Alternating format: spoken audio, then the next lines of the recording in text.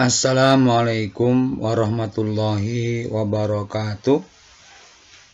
Selamat pagi anak-anakku sekalian, kelas 8, khususnya kelas 8-10.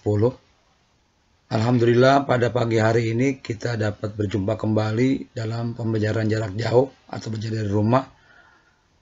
Anak sekalian, pada pagi hari ini kita akan melanjutkan pokok bahasan perlawanan rakyat Indonesia terhadap penjajah Belanda. Kesempatan pagi hari ini kita akan bicara tentang perang Diponegoro. Anak sekalian, sebelum kita mulai belajar, mari kita berdoa menurut agama dan kayak masing-masing. Berdoa, kita mulai. Selesai anak sekalian? Perang Diponegoro. Perjuangan Pangeran Diponegoro, anak sekalian, nama aslinya adalah Raden Mas Ontowiryo, yang lebih dikenal dengan panggilan Pangeran Diponegoro. Perang mulai berkobar setelah Belanda membuat jalan yang melalui makam leluhur Pangeran Diponegoro. Perang ini berlangsung tahun 1825 sampai 1830 dengan pusat pertahanan di Selarong. Jadi selama 5 tahun. Anak sekalian, awal perang Diponegoro, Belanda hendak membangun jalan yang melewati makam leluhur Diponegoro. Hal itu dilarang dengan mencabut patok-patok yang dipasang Belanda.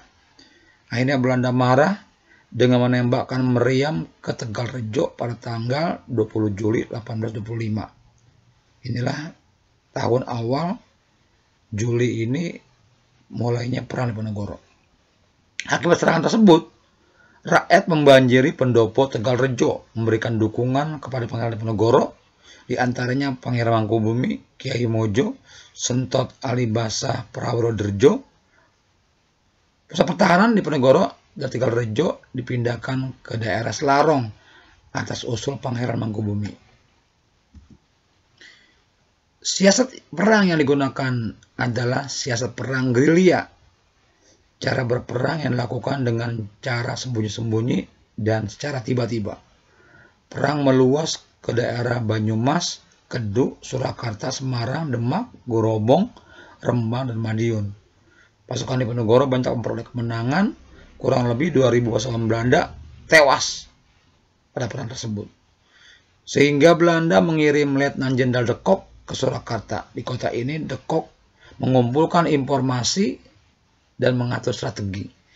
Dari kekalahan tersebut, de Kock pada tahun 1827 menerapkan siasat benteng stelsel atau sistem benteng dengan tujuan: 1. Mempersempit ruang gerak pasukan Diponegoro. Yang kedua, menekan Diponegoro agar menghentikan perlawanan.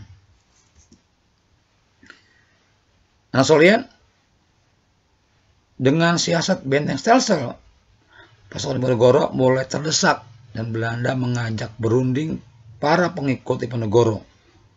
Pada tahun 1828, Kiai Majap menuai perundingan.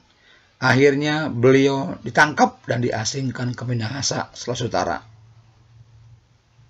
Nah, setelah itu, ya karena memang kondisinya yang memang tidak memungkinkan lagi, akhirnya juga Belanda mengajak berunding Diponegoro.